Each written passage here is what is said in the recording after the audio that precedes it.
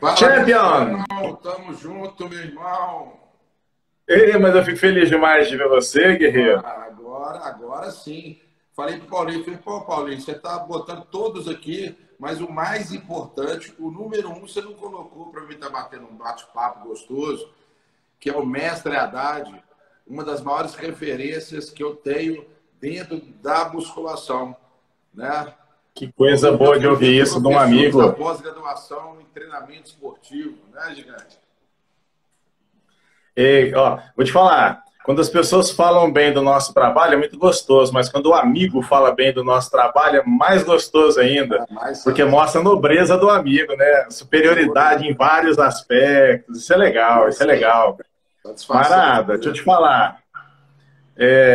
Hoje nós vamos falar de um tema que é um barato para todo mundo da musculação, em especial para o fisiculturista. Você concorda com isso? Ué, velho, então, assim, vindo de você, vai sair só coisa boa, né? E eu vou tentar te acompanhar aqui. Mas todo mundo que gosta de levantar peso e gosta de mudar o físico, né, dessa parte de estética, vai ficar satisfeito com essa live. Coisa boa, né? Que coisa boa. Eu estava falando agora para os nossos amigos aqui que estão nos ouvindo que o exercício resistido é qualquer forma de exercício que o praticante faça contra uma resistência externa. Então, quando ele Perfeito. faz o Pilates, ele está fazendo exercício resistido. Na hidroginástica, ele faz exercício resistido. E o Total. carro-chefe é a musculação. É isso aí. E a musculação hoje é uma atividade física, né, que gera melhoras no parâmetro de saúde, melhora bem-estar, melhora a saúde mental, previne algumas doenças, né, que são oportunistas decorrente ao sedentarismo e à obesidade. Ela está relacionada aí à longevidade, né, decorrente de uma senescência, né, quando a gente está no processo de envelhecimento, a gente tem uma perda às vezes, de você, né, da motricidade, dificuldade de às vezes de subir, carregar alguma coisa. E a musculação ela tá relacionada, é uma atividade física que para os idosos é a mais indicada em relação ao benefício e segurança. Então a musculação hoje ela alcançou, uma esfera a nível de pessoas que você tem benefícios e vantagens muito grande. Então até crianças estão treinando hoje, usando o trabalho resistido, o trabalho com peso, o trabalho da musculação de uma forma orientada, respeitando, a cada fase, né, de cada aluno, fazendo com que as pessoas elas consigam treinar, consigam sentir os benefícios e ter a sensação que qualquer pessoa que treina sabe do que eu estou falando. Depois do treino, você sentir aquela sensação de missão cumprida não tem preço. Aquela sensação de um músculo inchado, né? Você esgotado a nível de energia e aí É verdade. E uma coisa que eu acho vantajoso na musculação, né? Vocês não sabem, mas eu vou entregar. O claro, Marada, esse monstro que está aqui conversando com vocês, ele era bom de bola. Tô contando mentira, Fernando? fui quando eu tinha 70, Ele era bom de 70 bola pra quilos. caramba. Então, meu primeiro off-season foi por. Eu sempre tive meus pesos aí, 65, 70 quilos. E quando eu comecei a fazer musculação aí com 16, 15 anos, o meu primeiro off foi para 80 quilos, o segundo off foi para 90. Então, claro que eu era um bom jogador de bola quando eu tinha 70. Com 80, tipo assim, eu continuava sendo um bom jogador de bola, porque quando eu ia chutar, todo mundo saía da frente e eu acabava partindo pro gol sem adversário nenhum. Com 100, só se for no gol, porque tanto espaço. Mas, assim, é claro que hoje eu estou com um físico totalmente diferente, mas sempre joguei bola, sempre joguei futebol de salão. Mas depois que eu conheci a musculação, isso mudou a minha vida, isso faz parte do meu dia a dia. E é a mesma coisa que ir para trabalhar, é a mesma coisa que eu acordar de manhã, tomar meu café da manhã. Já criei, não hábitos, mas prioridades da minha vida. Pois é. E diferente do futebol, que exige uma habilidade particular da pessoa, a musculação, qualquer pessoa chega na sala de musculação, sendo bem orientado por um profissional, e ele vai e pratica com segurança, ele obtém sucesso, desde o mais sedentário dos seres. Ele pode chegar na sala de musculação e colher frutos. Se eu for para uma quadra jogar um futebol de salão, eu vou colher uma cirurgia de tornozelo, com certeza. Como a gente está pesado, a gente está um pouquinho fora do ideal, né, do somatotipo que se beneficia nesse esporte que é o futebol, nós temos que ser leves a nível de peso, mas fortes para nível de gerar potência. Porque o jogador de futebol, ele dá sprints, então ele precisa de força de membros inferiores. Mas ele ficando um pouco mais pesado, ele perde a agilidade, a capacidade de mudar de direção. E isso força um pouco as articulações, aumentando as incidências de lesões, que é muito comum no perfil de 30, 40 anos, a galera que gosta de jogar futebol mais no final de semana, de uma forma mais prazerosa de lazer, eles acabam tendo um excesso de peso, um descondicionamento, porque já não são mais meninos de 20 anos que têm uma vida, né, com a mente totalmente tranquila, não tem um excesso de trabalho, não tem um excesso de tarefas, e acaba jogando no final de semana e não tem jeito de você jogar mais ou menos. Você joga ou você não joga. Então o cara está despreparado condicionalmente, com excesso de peso, e ainda se colocando em situações onde o torque nas articulações envolvidas, tornozelo, joelho, elas ficam mais acentuadas e aí promovendo aí uns entorses, lesão de menisco, tríplice lesão do joelho e entre outros. Mas a gente sabe que a musculação para esse tipo de perfil, ele é muito indicado para prevenir lesões. A gente sabe que no futebol, as maiores incidências de lesões é tornozelo, joelho e na coxa. A gente sabe que grande parte dos jogadores de futebol tem rupturas de reto femoral e isquiotibiais, que poderiam ser prevenidos com um trabalho de fortalecimento desses músculos, além de um trabalho de flexibilidade, um trabalho excêntrico, que a gente sabe que na musculação a gente consegue trabalhar essa fase de treinamento, onde esse trabalho excêntrico vai prevenir as lesões, adaptar os tendões para que todo o estresse nessa musculatura, dentro do jogo, faça com que você esteja preparado e diminua as incidências de lesões. Então, a musculação, hoje, ela necessita de um trabalho paralelo, que é o que a gente é apaixonado por fazer, né, Haddad? Com certeza. Agora, Fernando, vem cá. Para jogar futebol, a pessoa tem que ter aquela habilidade quase que nata. Para musculação, não. Vamos lá, vamos praticar e você vai colher frutos. Mas, espera aí. Carteira de motorista, todo mundo vai lá e tira. Pilotar um carro de Fórmula 1 é para piloto. Ir para academia fazer musculação, todo mundo vai. Fazer musculação é ser bodybuilder? Bom, ser bodybuilder é um estilo de vida, é um esporte. Claro que nem todo mundo tem um somatotipo, um biotipo morfológico, estrutural, né, que seja a melhor forma para que possa ter os melhores resultados. A gente sabe que tem pessoas que têm uma tendência de ser gordinho, outras pessoas que têm dificuldade de emagrecer, mas tem um biotipo, que é o mesomorfo, que tem uma capacidade de muscularidade avançada, e que Joseph Robert Wilson, ele trouxe em 1940 essa capacidade antropométrica de medição antropométrica para ver qual que é o seu parâmetro se você se dá bem para determinado esporte. Então, as pessoas que têm um nível de mesomorfia avantajado, uma capacidade de desenvolver massa muscular e um metabolismo mais acelerado, são as pessoas que se dão melhor nesse esporte. Mas não quer dizer que se você não tem uma habilidade, uma genética, né, uma virtude, né, se você nasceu com esse somatotipo, não quer dizer que você não possa ser um bom atleta, um bom competidor, um bom fisiculturista. Hoje tem categorias que fazem jus a essa divergência, essas alterações, essas mudanças no físico.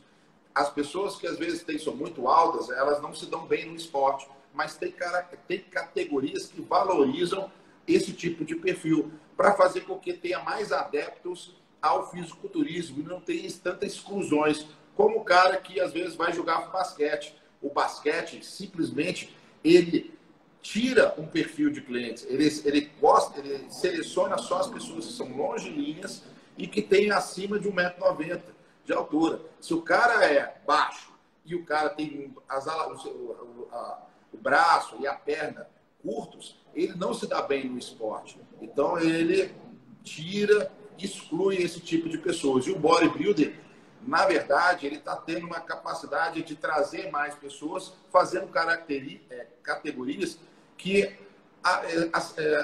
ajustam para cada biotipo.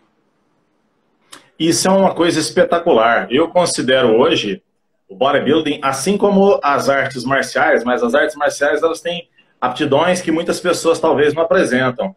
Por isso eu falo que o bodybuilding hoje é o esporte mais democrático do planeta Terra.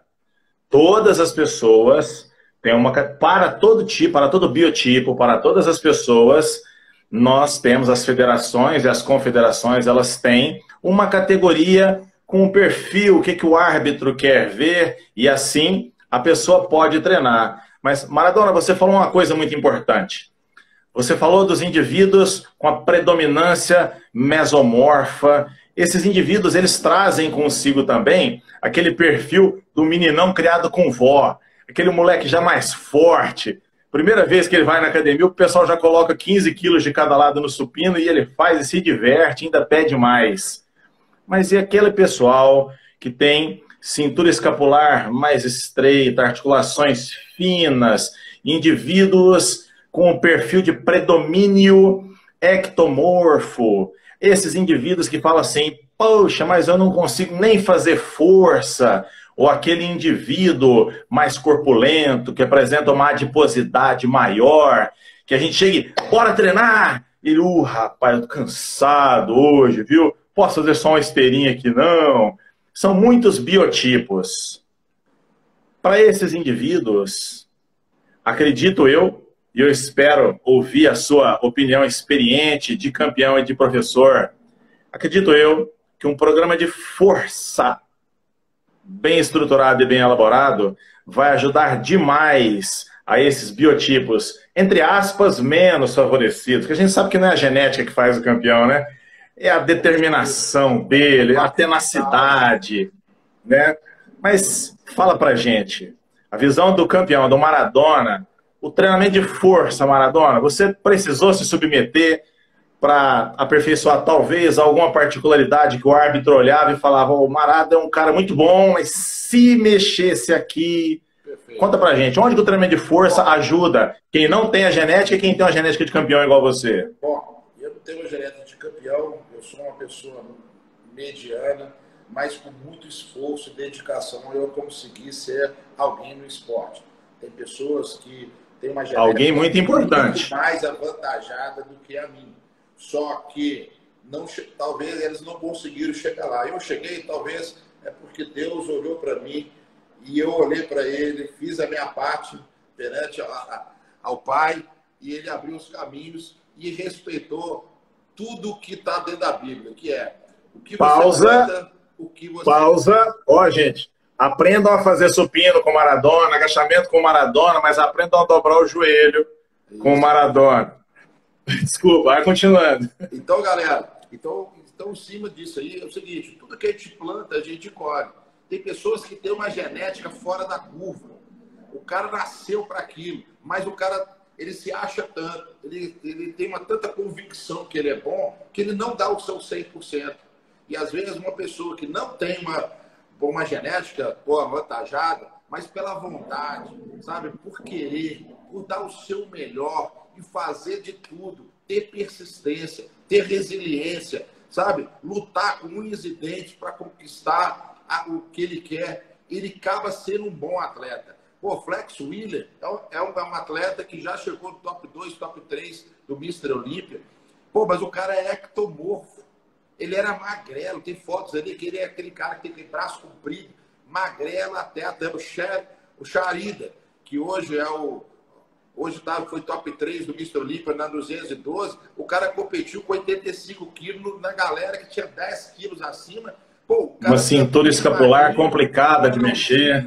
Pô, e conseguiu. E o cara tem uma genética de ectomorfo, que não é um somatotipo que tem uma maior vantagem dentro do esporte. Bom, já tem atletas que eram ex-obesos, tinha 150 quilos, mas não de massa muscular, mas de gordura. conseguiram mudar todo o seu ritmo de vida, de alimentação, de treino, etc. Tirou os seus vícios na alimentação, tirou o seu sedentarismo, e hoje eu já tive o privilégio de competir lado a lado com eles. Claro que você tem um somatotipo que te beneficia e você, pouquinho esforço, vai ter muito resultado.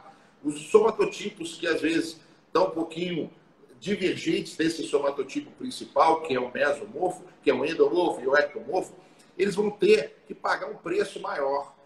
O ectomorfo vai ter que comer mais, treinar intenso, e a dificuldade dele não é fazer uma dieta para secar, mas é comer para hipertrofiar. Em contrapartida, o endomorfo, que tem uma capacidade de acúmulo de gordura e um metabolismo mais lento, ele simplesmente vai ter que treinar mais para melhorar o metabolismo dele, ele vai ter que fechar a boca para que possa melhorar a sua biogênese mitocondrial, as suas oscilações hormonais, principalmente da insulina, e, consequentemente, melhorar a sua capacidade de usar a gordura como substrato energético.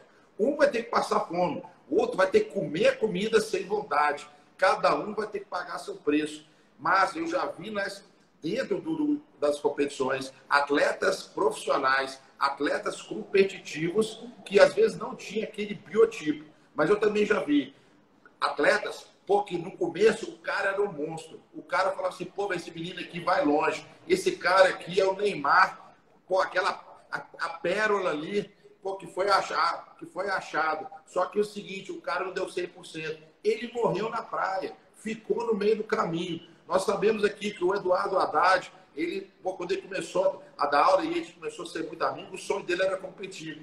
Pô, ele já estava um pouco mais velho.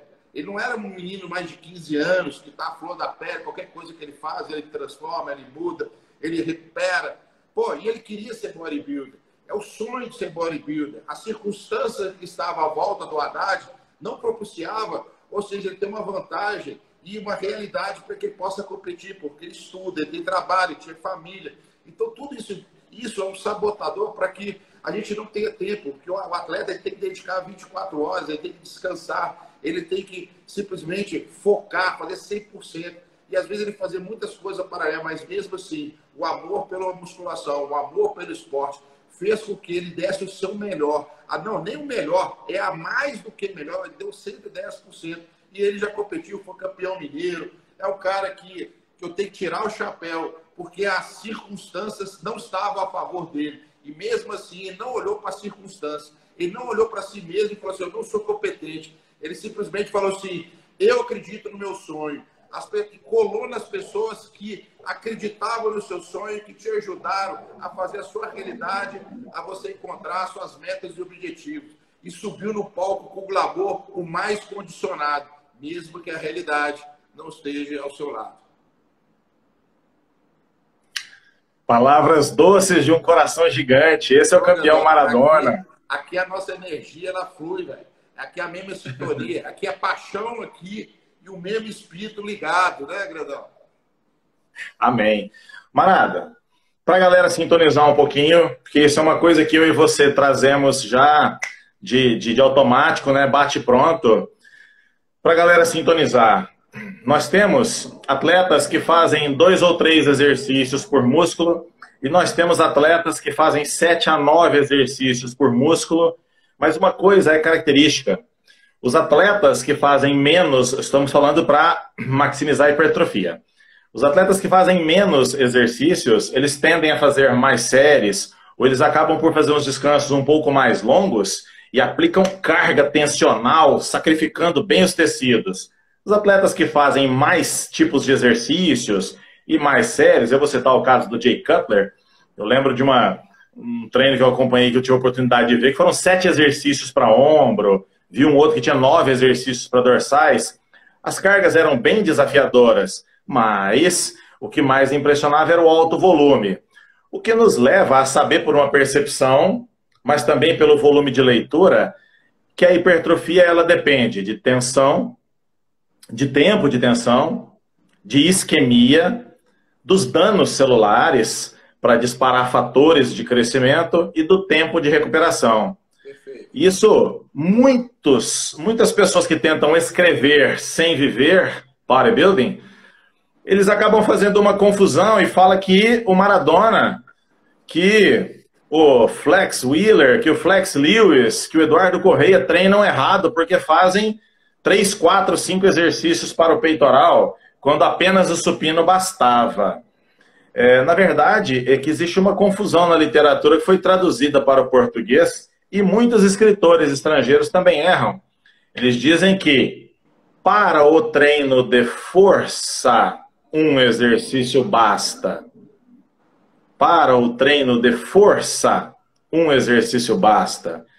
E quando a gente tem contato com a literatura de força específica, os caras eles são mais enfáticos. Eles falam assim, para o treino de força, uma série verdadeira já basta.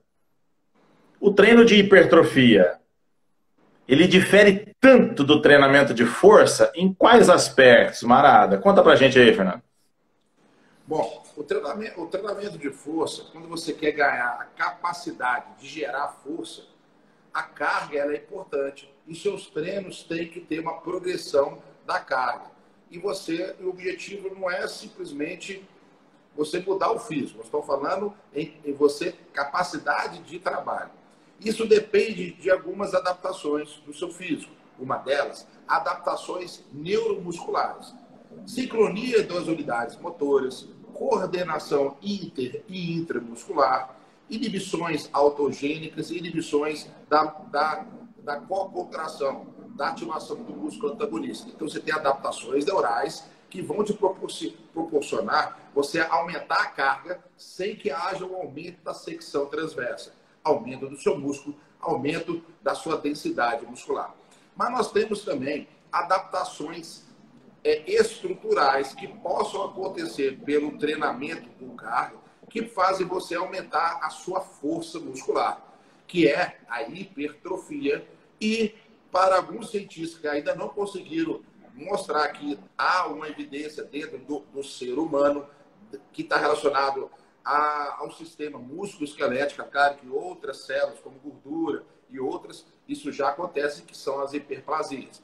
Bom, então quando a gente quer força, nós temos que treinar com mais carga e aumentar e também otimizar as vias energéticas para que a gente possa melhorar o desempenho do treinamento com carga, com o objetivo de aumentar a força máxima.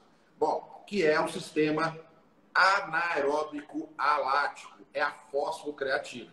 Então nós temos estratégias, nós temos que ter um intervalo um pouco maior do que o normal, de 2 a 3 minutos, trabalhar cargas pesadas, que dentro do FLEC ele fala que é acima de 80% da carga máxima, ativando as fibras tipo 2B, que têm uma maior capacidade de gerar força e são acionadas acima de 80% da carga máxima.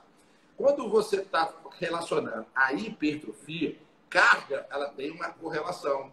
Ela gera uma sinalização no seu músculo que vai gerar dano muscular, que vai gerar uma estimulação de mais testosterona, e essa testosterona ativar os receptores androgênios dentro do seu músculo, que vai ir lá no seu núcleo aumentar a sua síntese.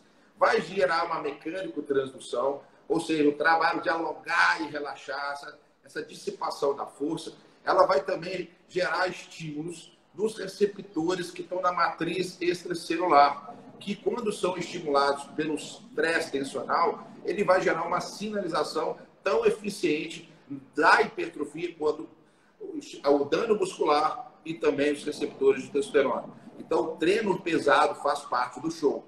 Mas, quando a gente quer hipertrofia muscular, nós temos que compreender que tem outros processos adaptativos que possam te ajudar nesse ganho na magnitude do seu volume muscular, que são as adaptações metabólicas, como o Haddad falou, o grau de hipoxemia, a depressão glicolítica e enzimáticas durante os treinos volumosos, o tempo sob tensão e também treinos mais compactos. Isso vai fazer com que você gere um estímulo a mais, além do tensional, fazendo com que haja uma somação de estímulos que o seu núcleo da célula muscular vai receber E isso vai fazer com que a sua capacidade de síntese, transcrição de genes e tradução de proteínas sejam aumentadas. E aí, a sua capacidade de hipertrofiar, ela é potencializada. E eu gostaria que o Haddad me explicasse um pouquinho desses processos. Eu vou até botar aqui um mapinha que expressa muito isso, que todo treinamento de força, que você pegar na tradução do inglês, é resistance training, se você tentar traduzir ao pé da letra, treino de resistência, não é treino de repetições altas. Resistência training é o treinamento de força. Quando a gente traduz... É o treino resistido, né? É o endurance training. Então, nós temos quando a gente treina musculação, a gente põe carga e a gente faz com a mesma carga um maior volume de exercício, maior volume de repetições. Isso faz com que hajam estímulos que vão aumentar o quê? A sua hipertrofia, a síntese miofibrilar e também a sarcoplasmática, que vai influenciar e impactar o seu volume. Então, tá aí, deixei aí para o Haddad explicar esses mecanismos, né, que estão relacionados como que você modula os seus treinos, como que, às vezes, o treino pesado dá resultado, mas treinos volumosos também geram os seus resultados. Mas quando a gente consegue modular treinos cargas altas com cargas baixas, a nossa capacidade de desenvolver, de acionar cada caminho desse, cada sinalização, vai fazer com que a gente consiga gerar o máximo de hipertrofia. Essa imagem que o Maradona está mostrando para todos nós aqui, pessoal, é uma imagem que ela tenta, de uma maneira bem simplificada, falar para você assim, ó, existem caminhos que induzem hipertrofia. Entendam? Nós estamos falando, Fernanda, o Maradona está falando, eu estou falando, sobre a força, que é uma aptidão física. Você treina para ganhar força contra grandes resistências externas. Então você pega grandes cargas para você vencê-las, e você as vence recrutando mais unidades motoras, aumentando a frequência dos disparos dessas unidades motoras, melhorando a coordenação entre os músculos que possuem essas unidades motoras. Mas quando nós pensamos em hipertrofia muscular, nós não estamos montando um treino de hipertrofia. Nós estamos estimulando tecido orgânico. E aí tem dois caminhos. A literatura mostra uma via, que é uma hipertrofia, que eles chamam modernamente, né, de hipertrofia tensional e hipertrofia metabólica. Mas nós chamamos de hipertrofia miofibrilar e hipertrofia sarcoplasmática. Entendam, amigos, que isso é uma questão didática. A ciência biológica, ela não acontece igual uma sala de aula, né? É uma questão didática.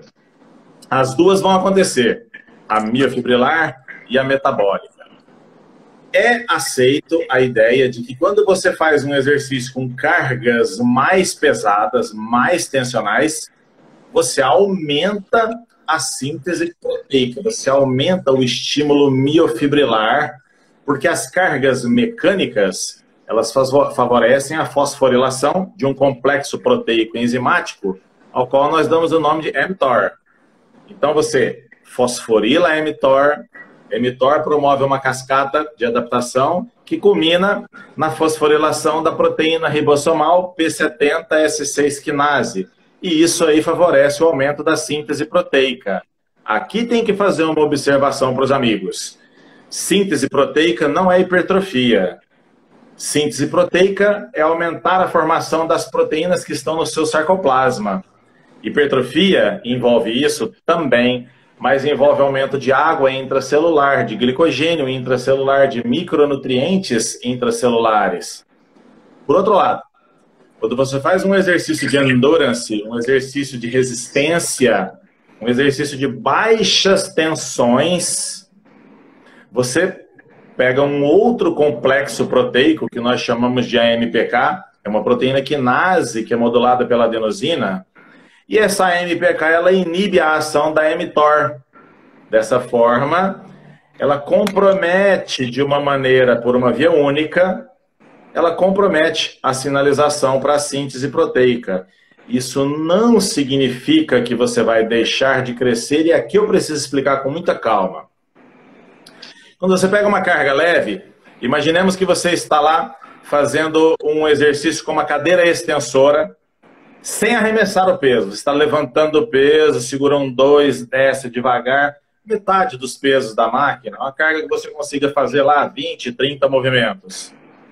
Nas primeiras 5 repetições, eu também acredito que você esteja trabalhando com 30%, 35% da tua capacidade individual. Entretanto, da 15ª, 20ª, 25ª, sem explosão, movimento controlado, as unidades motoras começam a entrar em fadiga. Ah, essa imagem eu tenho numa aula minha, eu gosto demais dessa imagem aí. Que bom que você achou, Fernando.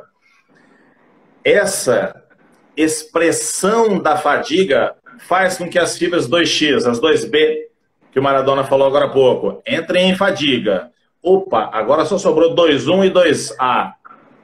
As 2A também vão entrar em fadiga, tem menos fibras musculares trabalhando. Será mesmo que você está treinando leve agora?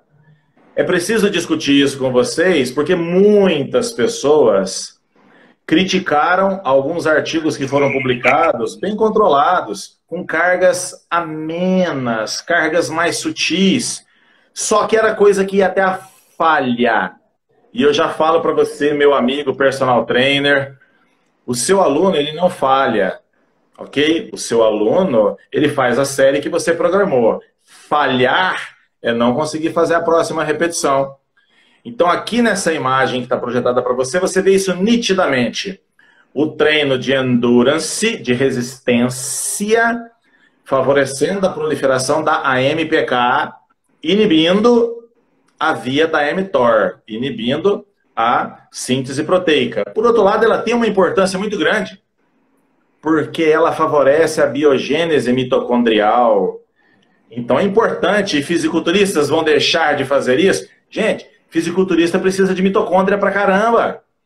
Como é que você mantém uma coxa de 78 centímetros sem mitocôndria? O que é isso? Ela tem que respirar, ela precisa metabolizar. Como é que você consegue cortes profundos na coxa de uma pessoa que não sabe metabolizar a gordura que está lá na coxa? Precisa de mitocôndria. Bodybuilder faz cardio. Ah, mas aí eu vou ficar pequeno. Fica pequeno se não comer. Ninguém fica pequeno porque treina, fica pequeno porque não repõe os estoques musculares. Então, treinar força é exclusivamente fazer uso das cargas tensionais máximas. E sim, o que a literatura fala está certo. Uma série muito pesada aumenta a sua força. Entretanto, para hipertrofia nós precisamos das duas vias. O resistance training para hipertrofia máxima, ele precisa ser periodizado para você suportar cargas pesadas, tensionais. Amigos, veja aqui comigo, atenção. Ninguém vai disputar um campeonato sul-americano de bodybuilding fazendo supino com 30 quilos de cada lado. Isso não existe. Não vai acontecer. Essa pessoa, ela precisa ter força para estimular o tecido e você vai ter que fazer força. Você vai ter que mastigar muita comida. Na maioria das vezes, não é a comida que você gostaria de mastigar, precisa de mais comida. E às vezes é uma comida meio sem graça, né? Ah, aqui que beleza, a influência do treinamento na biogênese mitocondrial. Antes, afirmava-se que apenas o treinamento cardiovascular aumentava a biogênese mitocondrial. Hoje sabemos, musculação, não o treino de força, não o treino de força de séries muito curtas, mas a musculação favorece a biogênese mitocondrial por essas vias que nós vimos e que o Maradona está ali ó, ilustrando nas imagens para nós podermos ter isso como um referencial teórico. Muito bom você apontar isso para a gente, viu, Maradona? E esse que legal. Ele fala o seguinte, que ele sugere que o volume de treino em uma ferramenta, usado como ferramenta dentro do treino, é importante para produzir essas adaptações mitocondriais. Então, os treinos volumosos, eles podem ser mais sugeridos não na fase de hipertrofia, mas talvez no cut, para que possa melhorar sua capacidade de definição. Então, períodos reduzidos de volume pode levar a uma diminuição do conteúdo mitocondrial e a sua função mitocondrial. Ele pode relacionar. Se você faz um volume pequeno, mas você vai estar dentro dessa periodização, numa fase que a definição não é tão importante. Então, você pode diminuir um pouco o volume para que você tenha mais energia, para você gerar essas recuperações decorrentes do dano muscular promovido por cargas mais altas. E com os mais, você vai perder um pouco o número de mitocôndrias e essa função sua na queima de gordura. Isso pode comprometer um pouco a definição, mas nessa fase não tem problema, porque o seu objetivo é construir e não secar. Mas, quando a gente quer melhorar a nossa definição, talvez manter volumes altos de treino pode ajudar a queimar. E nós temos outro ponto aqui que é bem interessante, vou voltar aqui. Ó, galera, olha que legal a nossa pegada. Juntou um monstro aqui da musculação e um retardado aqui mental que é apaixonado pelo que faz. Aí a nossa cabecinha fica fritando. Então, lembre-se. Então, dentro do treinamento de peso, não é aeróbico. Se eu faço maior volume de exercício, eu melhoro a minha capacidade mitocondrial daquela região que está sendo treinada. Em contrapartida, olha só que viagem. Será que se eu aumentar essa capacidade mitocondrial, isso pode influenciar na minha queima de gordura localizada? Opa! Olha só que interessante esse artigo aqui. Então, olha como é que já vou começando, como que o treinamento de bodybuilder é totalmente específico. Treino localizado influencia na academia, naquela região. Olha só que esse artigo aqui de 2017, o efeito da combinação do treino de força e de resistência sobre a queima de gordura. Então, foram 17 mulheres jovens, divididas em 2 grupos. Um grupo treinava musculação para membros superiores.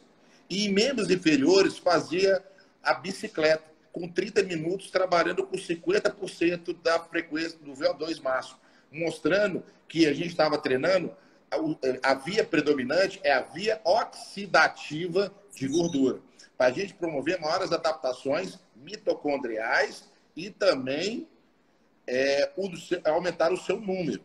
Bom, mas olha só que interessante. O outro grupo, ele treinou perna pesado, ou seja, fez musculação para membros inferiores e fez o ergômetro de braço, também nessa mesma intensidade, 30 minutos com 50% da sua frequência cardíaca máxima.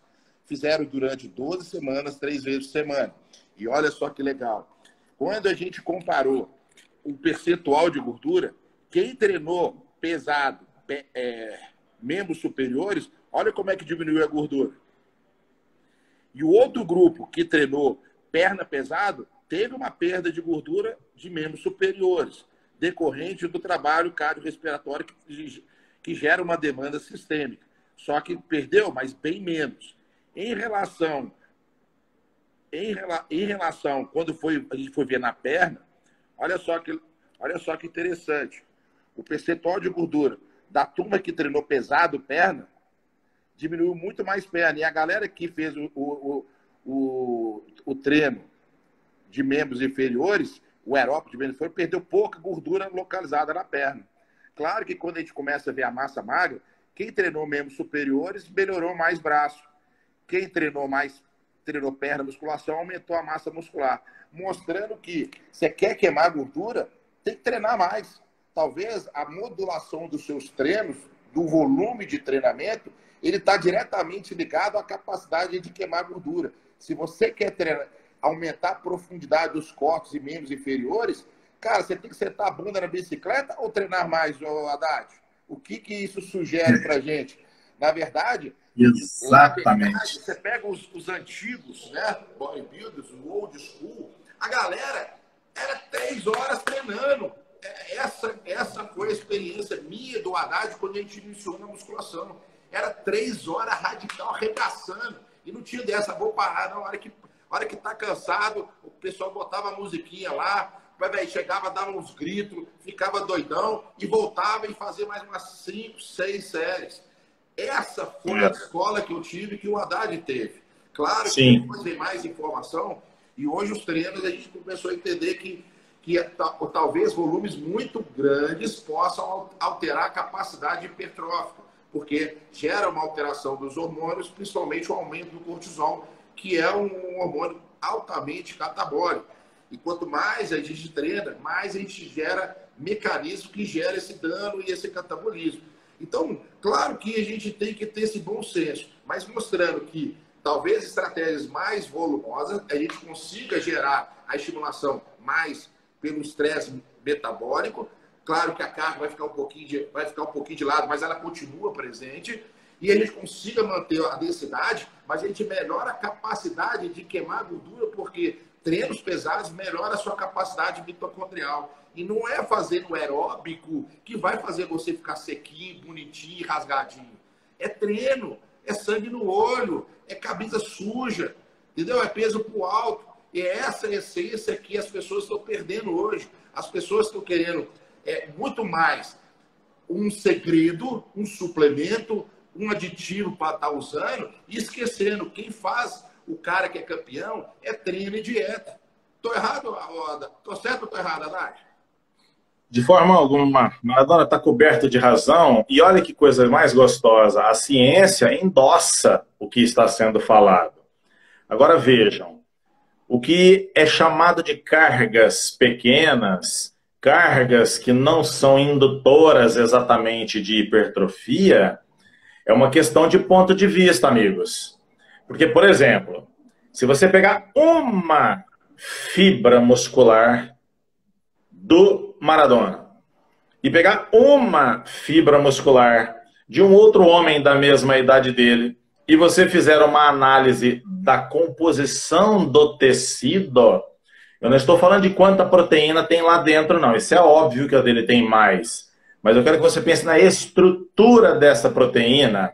O que precisa para danificar a proteína de um homem, entre aspas, comum, e a dele é a mesma coisa. Então, se um homem comum quiser ter o bíceps igual ao do Fernando, ele não tem como olhar para mim e falar assim, Haddad, você é o treinador aqui, você vai me trabalhar proporcional ao Fernando. Se o Maradona faz bíceps com 80 quilos, se eu fizer com 40, tá muito bom, porque proporcionalmente, não. Proporção é para força. 80% da carga para o Fernando Maradona melhorar força em 3%. Ok. 80% da força do Zé Tchãozinho lá da academia para ele melhorar em 3%. Isso é força.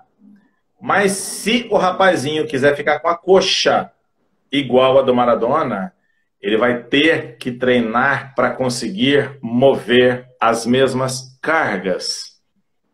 E isso é um desafio, mas eu acho que é um exemplo fantástico da justiça divina. Senão o cara fazia rosca direta com 10 quilos de cada lado e ficava com o bíceps do Schwarzenegger. Aí também não.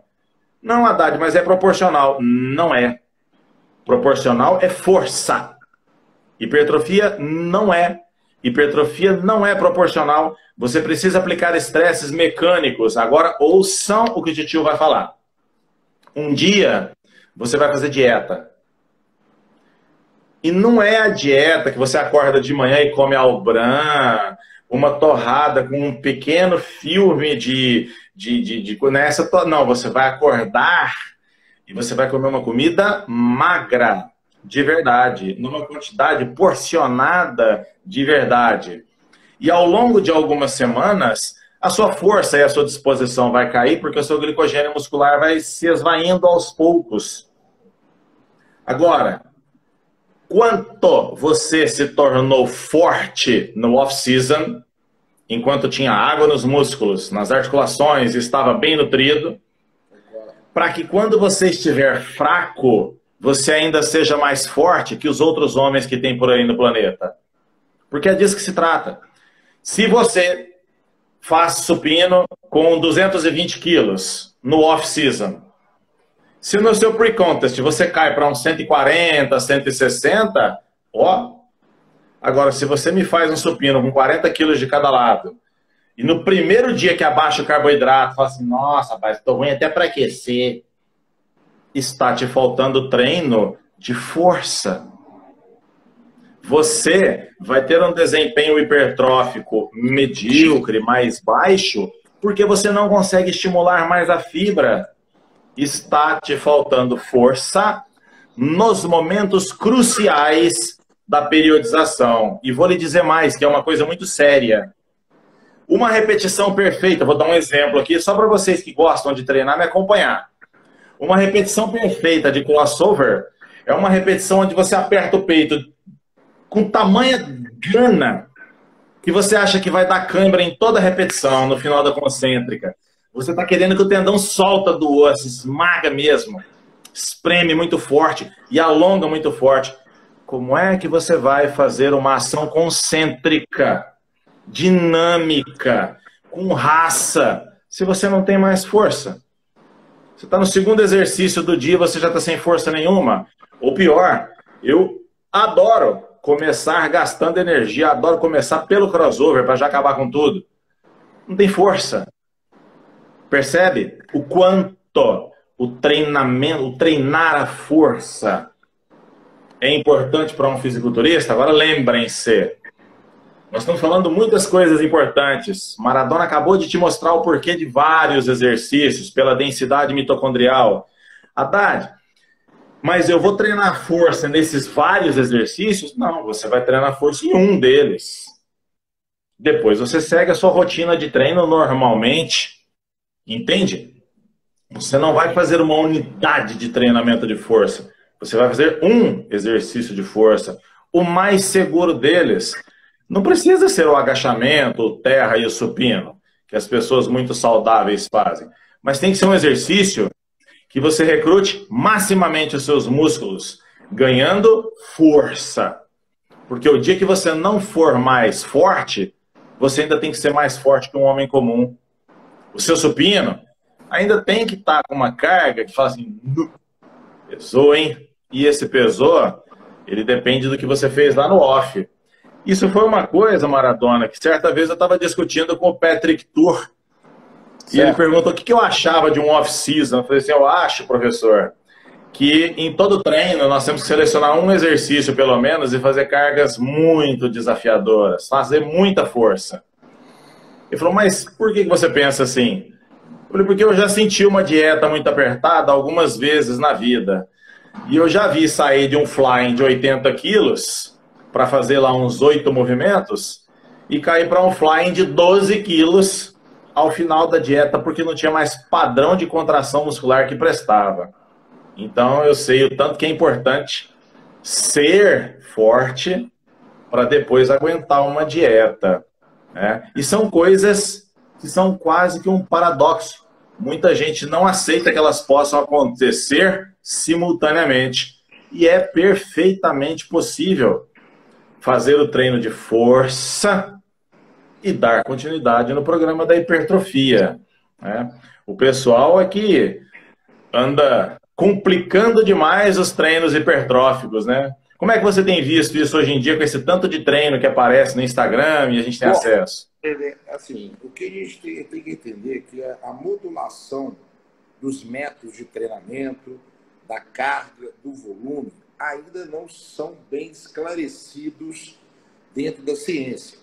Hoje tem métodos, mas a gente não sabe qual método é mais eficiente em relação ao outro. Primeiro passo, é muito difícil a gente ter uma certeza, algo assim, para tal músculo, ele trabalha assim, assim, assado. Tal método é mais eficiente para peito, tal método é mais eficiente para perna. Primeiro ponto, nós temos indivíduos diferentes, biotipos diferentes, somatotipos que se distinguem. Outro ponto, nós temos a parte mental, que pode influenciar absurdamente. Exemplo, vou passar aqui para vocês aqui como que o trabalho mental ele pode influenciar negativamente, tá? Vou passar para vocês aqui. Só de você pensar, uma pessoa que é confiante, pô, tá bem, sabe? Qual é o cara que pô, ele não está estressado, não está cansado, ele não está se cobrando. Isso tudo pode influenciar a favor dele ou não. Saiu um artigo aqui mostrando que o estresse mental ele pode influenciar na sua recuperação. E isso, olha só, olha que legal esse artigo, galera. Então, eles fizeram que o estresse psicológico crônico, independente, impede que a recuperação muscular por um período de 94 dias. Olha, mais de 4 dias. Olha só como que a recuperação ela pode ser influenciada. Exemplo, uma pessoa que tem baixo estresse, está bem com ele mesmo, olha só como que ele recupera bem. E ele faz a supercompensação muito bem sucedida. Mas uma pessoa que está estressado, que trabalha muito, ele treina.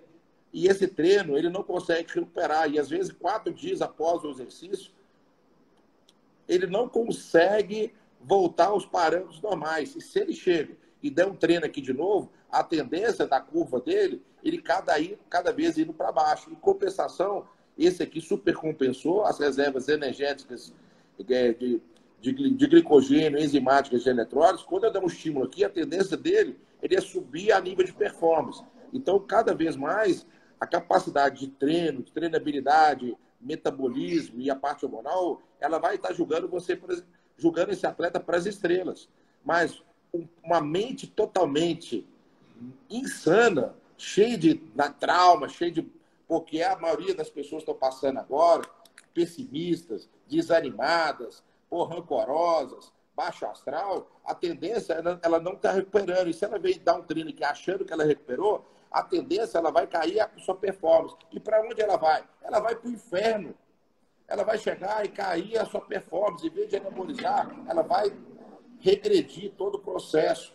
Então, isso também influencia demais dentro do contexto. E a gente sabe que trabalhar com muita carga, próximo das competições, é um fator que vai gerar o estímulo, principalmente das fibras tipo 2. O que são as fibras tipo 2? Por que, Maradona, eu colocar carga faz parte? Porque quanto mais carga eu coloco, mais unidades motoras vão ser acionadas respeitando o seu volume. Primeiro, uma pequena carga ativa tipo 1, depois a tipo 2, para depois ter o acionamento da tipo 2B. Isso chama princípio do recrutamento ordenado. Então, quando eu chego, crio uma estratégia, que eu estou próximo da competição, e eu tiro o pé do acelerador a nível de peso do treino, consequentemente, eu deixo de estimular aquelas fibras tipo 2A que são mais responsivas a cargas mais altas. E quando você para de dar o estímulo, você diminui, claro, que os ganhos da hipertrofia miofibrilar, que são os ganhos de núcleos dessas células, elas não se perdem.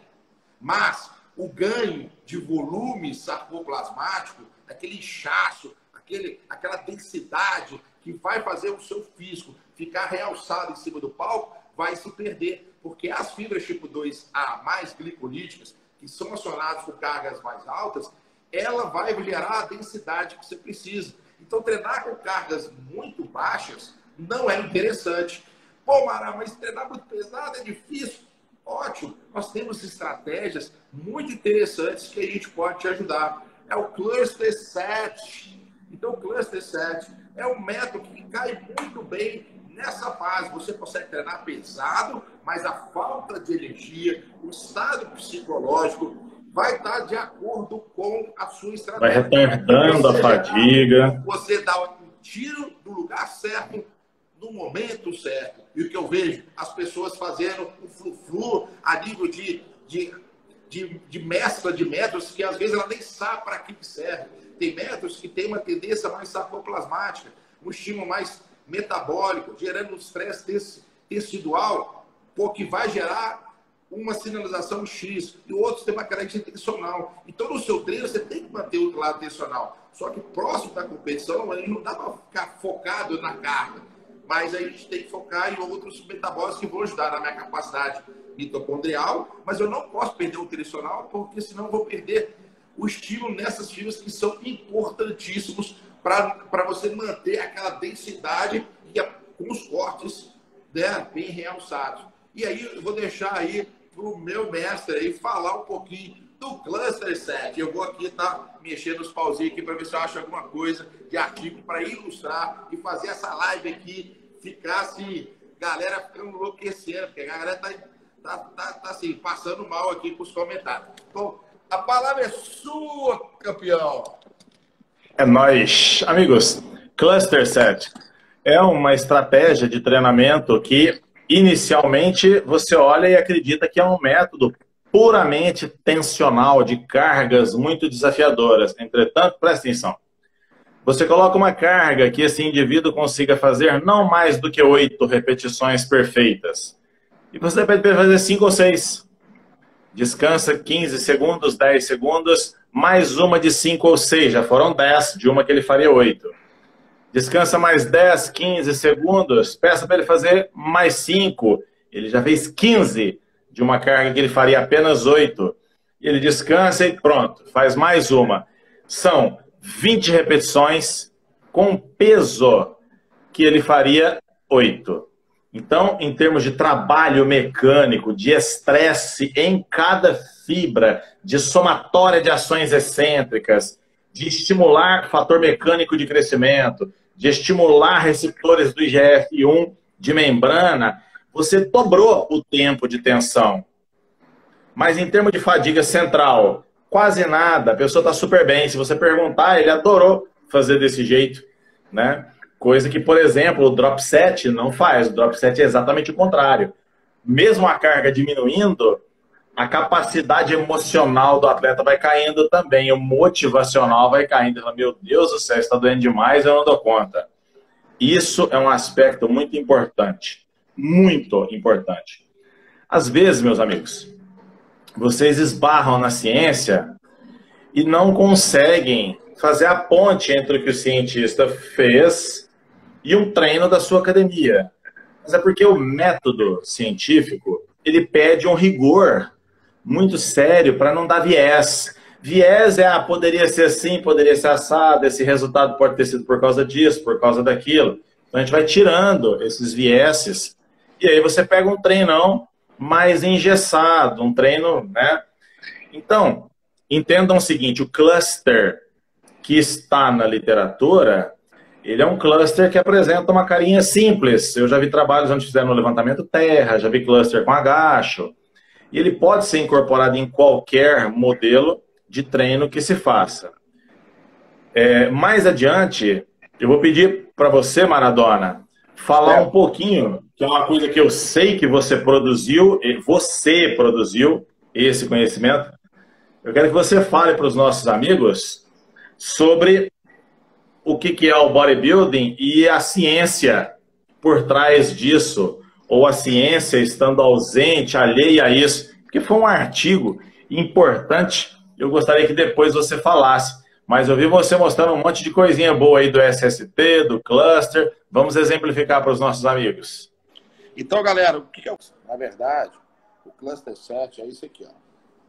Então, se eu tenho aí, o treino tradicional seria mais ou menos 10 repetições fazendo até a falha. Então, a carga para fazer 10 repetições, em vez de eu fazer uma série com 10 repetições buscando a falha motora, eu vou dividir essas repetições e dar uma pausa entre fazendo 2 blocos. Então, eu vou fazer de 1 a 5 repetições, dar um descanso de 5 segundos até 30 segundos, e aí eu continuo o exercício para fazer o mesmo volume de treino em relação ao treino convencional. Então, na verdade, são séries submáximas, tá? Tentando fazer com que você tenha um momento de descanso, tá? E para que você consiga aumentar a qualidade de contração. Bom, o que está mostrando aqui? Aqui é o treino tradicional. Então, a cada repetição, a sua potência ela cai. Quando eu faço o Cluster Set, eu estou otimizando, ou seja, a minha força muscular. Então, quando eu venho aqui, até a quinta repetição, houve uma queda, mas aqui eu dei um descanso. O que aconteceu com a minha força? Aumentou. E, consequentemente, no final do treino, a minha potência muscular desenvolvida no exercício foi maior em relação ao treino tradicional. Claro que a gente está falando aqui hipertrofia. Nós estamos falando aqui de um incremento a nível de carga, o estímulo tensional, que a gente tem que manter durante os treinos de competição, quando a restrição calórica é muito alta. Então, fazer treinos intensos, talvez a pessoa fique um pouco constrangida, porque gera um pouco de desconforto. Mas o Cluster 7 consegue melhorar a qualidade de contração, fazendo você ficar menos vulnerável a uma lesão. Ele consegue fazer com que você consiga melhorar o máximo do potencial contrátil e, aí, consequentemente, ativar aquelas fibras tipo 2A que são importantes para a manutenção da sua hipertrofia, da sua densidade muscular e do seu volume próximo aos treinos, às competições. Isso mesmo. E uma coisa importante, amigos, é que quando você pega o cluster, em qualquer modelo do cluster que você imaginar, né, o Mike Christian, no início dos anos 90, no final dos anos 80, fazia cluster de cadeira extensora, né, fazia 8, 8, 8, 4 de 8 juntinhas, aí que ele descansava 3 minutos, voltava e fazia mais 8, 8, 8, 8, enfim. Tem muitos modelos, né? Maradona mostrou um muito importante de séries mais compactadas para enfatizar potência. Vejam, de todos os modelos teóricos, que podem induzir hipertrofia muscular, o cluster é o mais hipertrófico de todos, porque ele faz uma coisa que é muito importante. Ele te permite usar cargas, ou seja, gerar tensão. Ele te permite fazer mais repetições, então ele aumenta o tempo de tensão. E por aumentar o tempo de tensão, ele gera oclusão. Como as cargas acabam sendo maiores, você tem muita microlesão. Então, teoricamente, ele é o modelo mais hipertrófico que existe. Depois de analisar o cluster, se você... vamos falar sobre o SST? Legal. Então, vamos falar sobre o SST. Se o Fernando não falar o que eu ia falar agora, a gente comenta no final. Mas uma coisa que eu quero lembrar vocês é porque no meu Instagram vem muitas vezes, Eduardo G. Haddad, qual é o método mais hipertrófico que existe? E aí eu sempre faço uma citação do Kyo Hakkinen, uma das pessoas que mais escreveu sobre o treino de força comparando com a hipertrofia. O Hakkinen falava uma coisa muito importante, amigos. Se você pegar o treino que mais chocou os seus músculos e repeti-lo 3 vezes, ele já deixou de ser o método mais hipertrófico para você. E aí tem uma coisa que o meu amigo Jonato fala, que foi orientador do Maradona, que está aqui com a gente, ele fala assim que o melhor treino de hipertrofia é aquele que você ainda não fez. É o que vai surpreender o seu músculo, impedindo e promovendo outros níveis de adaptação. O Kyo Hakkinen, ele é um forte defensor de uma filosofia de treino que eu defendo há 22 anos. Nunca, em hipótese alguma, repetir o mesmo estímulo, né? Então, assim, não é o método mais impactante. Esse é um método fantástico. Só que se você falar assim, vou fazer isso aqui 3 meses, olha, corre o risco de você desenvolver tanto a sua força, que você vai lesionar um tendão. Fica tão forte que acaba fazendo uma besteira, alguma coisa aí, perder um controle por uma fração de segundos e machucar alguma coisa. Então, não é esse o caminho. Mas vamos lá, Maradona, diz aí para nós. Concordo muito. Quanto mais treinado, menos adaptado. Ponto. Isso é fato. Hoje já tem artigos mostrando isso, tá? Hoje já tem artigos mostrando que quando a gente vai treinando, a gente tem uma resposta do inchaço muscular próximo,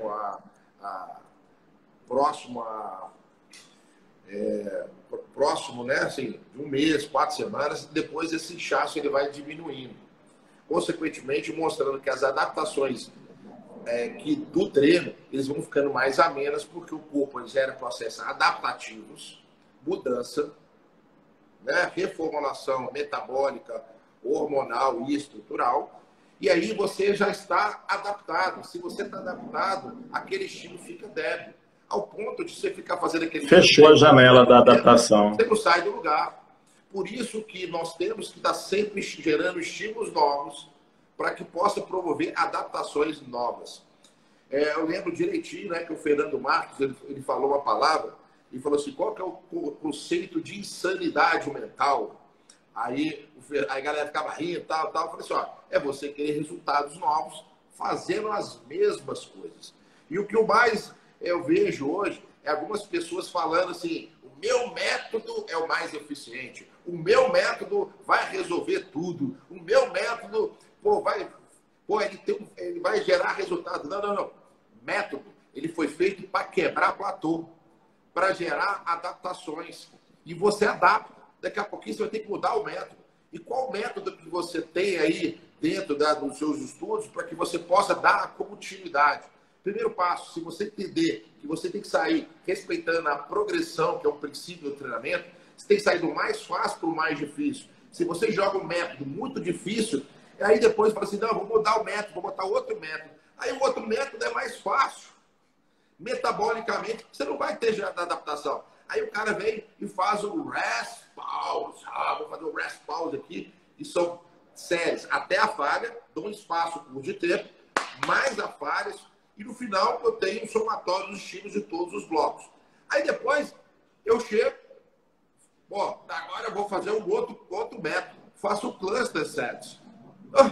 O cara pegou o mais difícil, que é, querendo ou não, o cluster set é uma adaptação do rest pause, que são séries submáximas, para que você chegue no final do exercício, gere um esgotamento e distribuição aleatória de estímulos. Você fez um exercício que seria mais fácil, metabolicamente, e também exaustivamente neuromuscular na musculatura, e aí você depois colocou o mais fácil. Gente, eu sei que é diferente, mas não quer dizer que você vai evoluir decorrente à progressão. Você está regredindo. Então, galera, nós temos que entender a progressão, ela tem que ser na carga, no volume, no intervalo de tempo. E aí que está o interessante. Todos os nossos treinos, ele pode ser um pouquinho mais difícil do treino subsequente, anterior. Se eu chego, mesmo que eu faça uma ficha linear, com a mesma característica, o mesmo intervalo, se eu treinei hoje 10 repetições, com 60 segundos de intervalo, no outro treino, eu já estou adaptado ao treino que eu fiz anteriormente. Então, eu tenho que dar um estímulo, uma cutucada, fazer algo a mais que eu não fiz no treino anterior, para que eu consiga ser responsivo, para que eu consiga ter as adaptações. Como que eu posso fazer isso, Mará? Mudar a ficha novamente? Pode ser uma estratégia. Posso mudar o método? Pode mudar o método. Mas imagina eu fazendo a ficha para a pessoa todos os dias. Não é viável. Mas o que você pode orientar para o seu aluno? Em vez de fazer 10 repetições, faça 12 repetições. E você vai ver que isso é realizável, é tangível. E o cara fez 10 repetições, no próximo treino ele consegue fazer 11, ele consegue fazer 12. Aí no outro treino ele aumenta a carga e volta a fazer as 10 repetições. Ou ele pode diminuir o intervalo de tempo. E aí ele aumentar a carga depois de 3 semanas, ele não precisa ficar só na carga.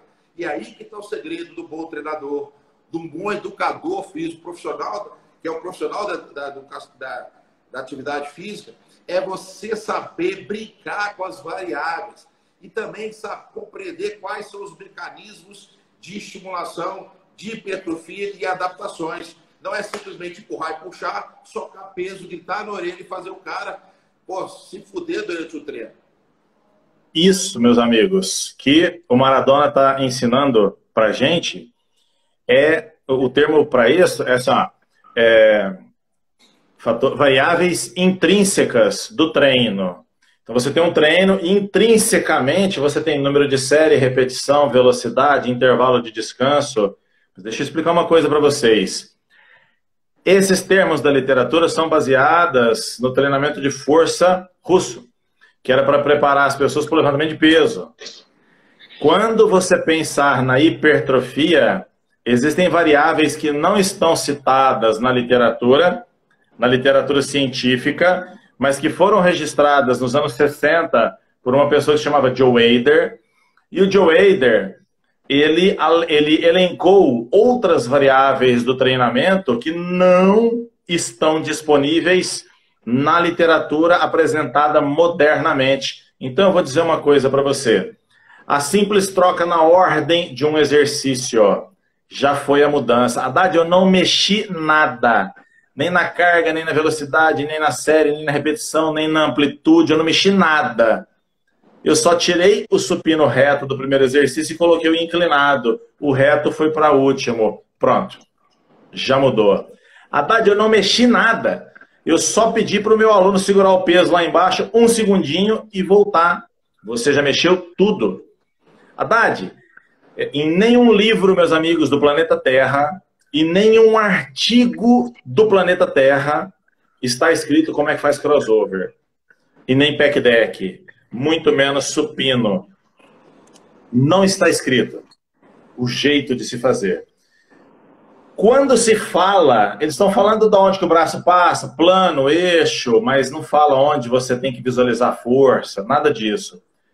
Uma outra coisa é que ninguém diz até onde suas mãos devem se aproximar quando faz pec deck flies. A força é na mão ou é no cotovelo?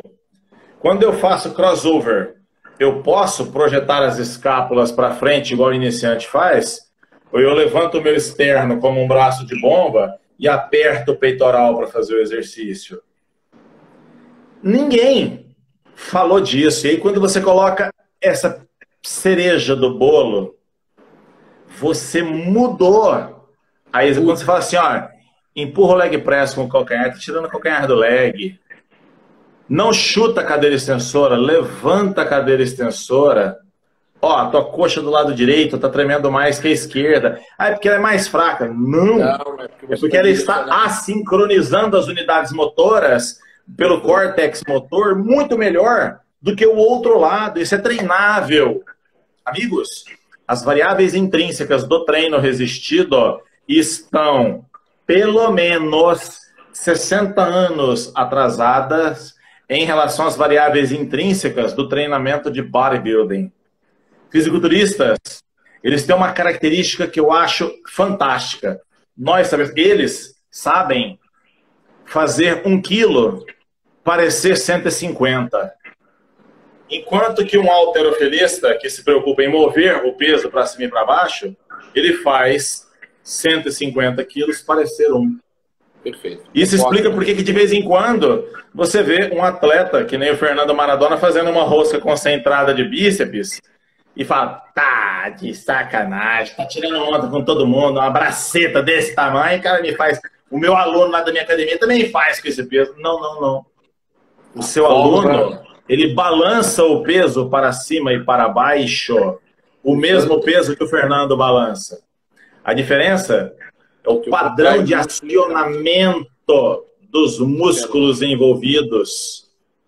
Isso, meus amigos, é a maneira mais profunda que eu tenho para te dizer a diferença entre entrar num carro da partida e sair andando e ser um piloto de Fórmula 1.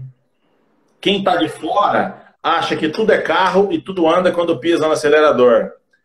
Bodybuilding é a arte da mente dominando músculos, dominando fome, dominando anorexia pós-treino de coxa, dominando agressividade, insônia pós-treino. Isso, meus amigos, pouquíssimas pessoas sabem. E eu reforço, é importante fisiculturistas serem fortes, porque pelo menos em um momento, nos últimos 15 dias da preparação física dele, ele vai se sentir fraco. E é importante que ele, fraco, seja forte o suficiente para dar estímulos para essas fibras. E isso significa que, pelo menos em um momento no treino dele, ele tem que treinar força. Caso contrário, tudo que ele fez o ano todo vai se perder no último mês de trabalho, porque ele não consegue mover as cargas. Isso é muito sério na preparação. Quer ser... Haddad, eu vou ser grandão. Eu quero fazer leg, agachamento, extensor, flexor, depois voltar tudo de cabeça para baixo. Não, não, não, não. Ser grande depende da tua capacidade de mastigar, da tua capacidade de dormir, da sua paz interior, no sentido mais amplo do mundo. Paz. Para você ter equilíbrio de hormônios anabólicos e catabólicos. Ser forte depende de treinar. Ser grande Depende de muitos fatores, porque a hipertrofia é multifatorial. Sim. Entenderam isso? E o mais legal, né, Renato, o Haddad, a gente tem que entender que é o seguinte, não é apenas empurrar e puxar, socar peso ou fazer repetições que crescem. Nós temos outras variáveis importantíssimas. Primeiro, não adianta botar peso no aparelho se a minha postura está errada. Se vai fazer com que eu force o meu organismo a fazer um padrão adaptado que vai recrutar certos músculos de uma forma que não gostaria que eu trabalhasse. Então, talvez você tenha um ombro protuso, né, uma cifose. Quando você vai entrar no supino, você vai usar o serrate em relação ao peitoral. E essa falta de a ausência da coordenação ideal do exercício faz você desenvolver mais um músculo que não estava dentro do script. A gente sabe, se a gente não tiver uma conexão mente-músculo, a gente estiver concentrado no que está fazendo, tentando sentir, contrair de uma forma consciente dentro do treino, a gente pode ser que o direcionamento da força vai para os músculos coadjuvantes, não para o músculo principal. Nós sabemos que durante o treino, se a gente não conseguir controlar as fases do movimento, a gente pode diminuir o tempo sob tensão, prejudicando o estresse metabólico, que é importantíssimo. Tem gente que sobe, faz a fase concêntrica bem, mas esquece da concêntrica e despenca. O cara simplesmente não trabalha o pico de contração, que por uma insuficiência ativa, faz com que você ative mais unidades motoras. Talvez que no começo do movimento você não aciona, mas você consegue acionar quando você trabalha o pico. Outro ponto, quando você está fazendo a fase de transição da excêntrica para a concêntrica, aí você usa o potencial elástico, você dá aquela roubadinha, dá aquela impulsão, você simplesmente está usando o trabalho elástico das estruturas não contraste e está deixando de lado a conexão do músculo. Você não está freando com o músculo e acelerando com o músculo. Você está usando a parte elástica do tecido conjuntivo. E isso influencia no tempo sob tensão. A gente sabe que os métodos de treinamento, elas estão ligadas para que você consiga levar o seu organismo à melhor sinalização. Tem muita gente que treina não no seu máximo. Tem gente que não sabe nem qual que é o seu limite. Tem pessoas que chegam e param no início da fadiga. Tem outras pessoas que conseguem a falha, às vezes chega a falha concêntrica. E tem poucas pessoas que chegam à falha excêntrica. Então, ela não sabe. Com certeza. E ela fica sempre dando o mesmo estímulo. E a gente tem que compreender que tem hora que tem que ir antes da falha, tem horas que nós vamos ter que ir à falha, nós vamos ter que chegar no momento de fadiga, e tem hora que nós vamos ter que ir além da falha concêntrica e entrar numa zona de totalmente desconforto, tentando fadigar a excêntrica, que ali gera maior dano. E poucos atletas têm essa consciência, esse domínio e a segurança. Então, grande parte das pessoas reclamam porque não melhoram, é porque simplesmente não evoluem o que fazem, não procuram um profissional que os oriente a ser uma pessoa melhor, que desafia ele romper algumas barreiras, alguns medos, algumas noias, algumas crenças que fazem ele ser limitantes. Quantas vezes eu estou agachando, eu tinha um problema lombar, e eu agachava e eu não conseguia agachar muito, mas eu tive que pegar um cara que era do powerlift para me ajudar a quebrar esse medo. Eu tive que ter uma pessoa, e eu sou um cara atleta, eu sou um cara fora da curva, eu sou um cara diferente da pessoa normal. Eu tenho essa pessoa que esteve do meu lado e me ajudou. E tem muita gente, cara, que não é nada, que está começando e foi assim, não, eu vou assistir a aula, vou pegar um aplicativo e vou fazer sozinho. Cara, mal sabe que essas pessoas elas vão estar fadadas a não sair daquele platô e não ver o resultado comparado a uma pessoa que tem alguém do lado para ser a diferença e fazer ele romper essa barreira. Exatamente. Quando Dorian Yates publicou matérias onde elas estavam assim, to failure and beyond, né, da falha e além da falha, muita gente falou assim, mas o Dorian faz 2 séries.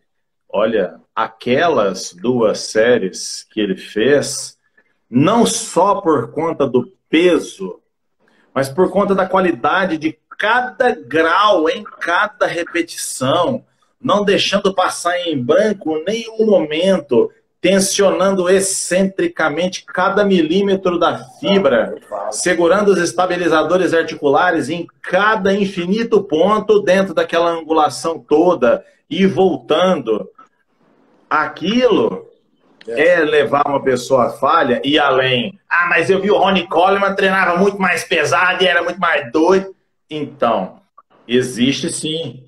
O que passou no Ronnie Coleman e faltaria num treino altamente técnico do Dorian Yates, talvez, amigos, em 2 espécimes, que eu não sei por que Deus constrói daquele jeito, acaba nivelando o excesso de carga e a falta de técnica de um, o excesso de técnica e cargas altas do outro, se tornaram um equilíbrio perfeito, harmônico, mas não é disso que se trata. Se trata que eles estavam, bastante atenção agora no titio, colocando a mente deles à prova. E isso não apenas nos 40, 50 minutinhos que dura um treino hipertrófico deles, talvez 1 hora e pouco, mas levando-os a um estado de concentração e vigília que durava o dia todo, todos os dias da semana, todas as semanas do mês, todos os meses da preparação, com raríssimos momentos de relaxamento. Isso é bodybuilding. E as pessoas acham que porque estão tomando o suplemento tal, ou estão usando alguma coisinha que coincidentemente um ou outro atleta em algum momento da vida precisou usar, vai se tornar, deixa eu te contar uma coisa triste, o tempo e não outra força qualquer vai te mostrar que você está enganado. Ele vai mostrar que você está enganado e eu espero que haja alguém maduro e que tenha trilhado as pedras deste caminho para trabalhar com que a sua frustração se torne motivação e que essa pedra faça você saltar mais forte ainda para frente. Porque todas as vezes que fala assim, vai ter um campeonato, tem 300 pessoas em cada categoria, na noite da competição, você olha do lado e você está diante dos mesmos amigos que são seus oponentes naquela noite de sempre. Essa é uma realidade que poucos estão dispostos a enfrentar.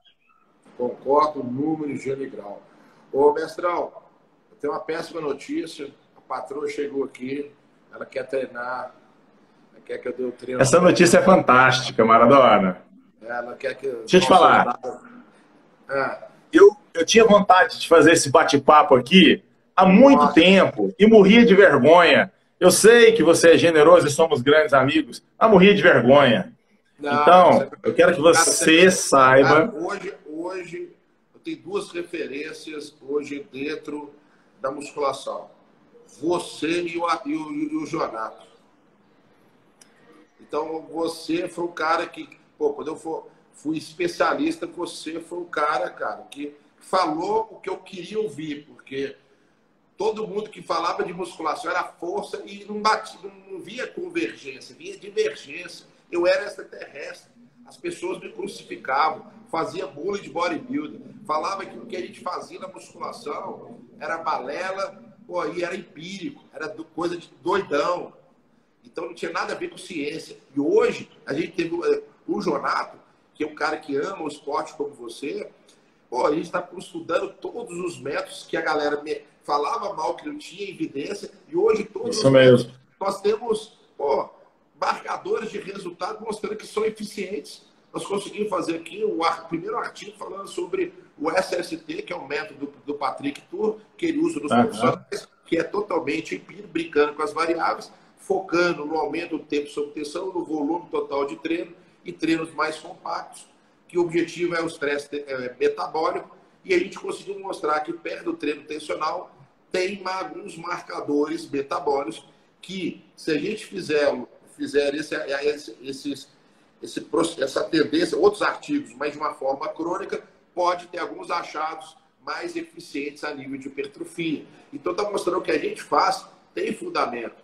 E você foi um cara que eu identifiquei e eu quero te agradecer do coração, porque hoje eu sou o que eu sou, a formação que eu tive, porque você foi presente na minha vida.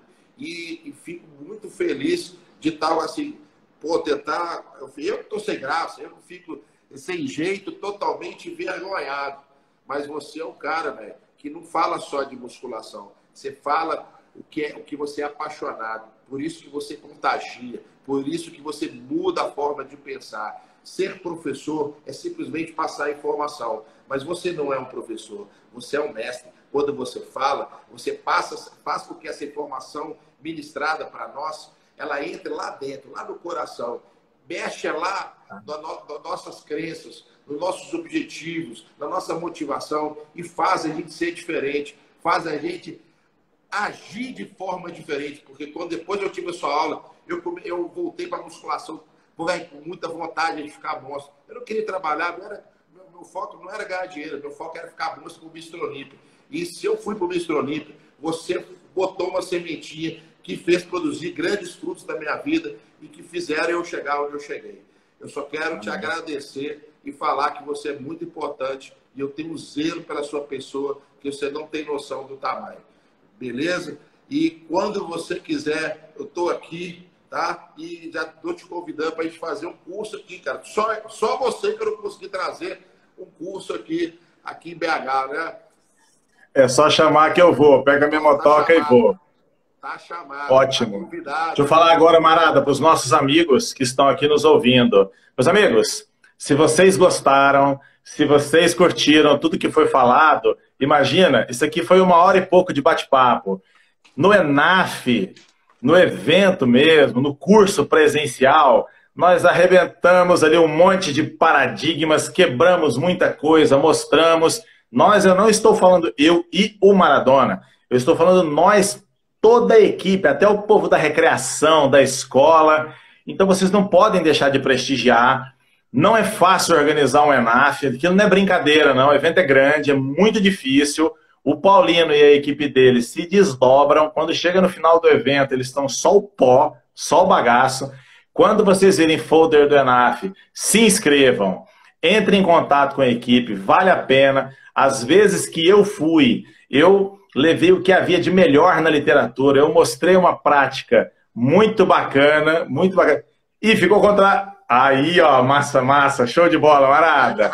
E eu quero muito encontrar com vocês quando estiver no ENAF, Maradona, que vocês cheguem assim, via live de vocês, que eu estou muito feliz por estar aqui. Marada, muito obrigado. Você vai lá treinar sua mulher, senão ela vai ficar de mal de mim, eu nem tenho nada com isso. Meus amigos, vocês todos, fiquem com Deus e um par de dumbbells. É isso aí. Se gostaram, compartilhem com a galera, deixa aí o seu direct aqui no ENAF, garanta seus 20% de desconto colocando esse cupom de desconto. Live ENAF 2020, em qualquer dos cursos do ENAF, no segundo semestre, você tem aquele desconto da hora e também o prazer de estar com esse mestre que é o Eduardo Haddad. Valeu, tamo junto. Obrigado, Haddad.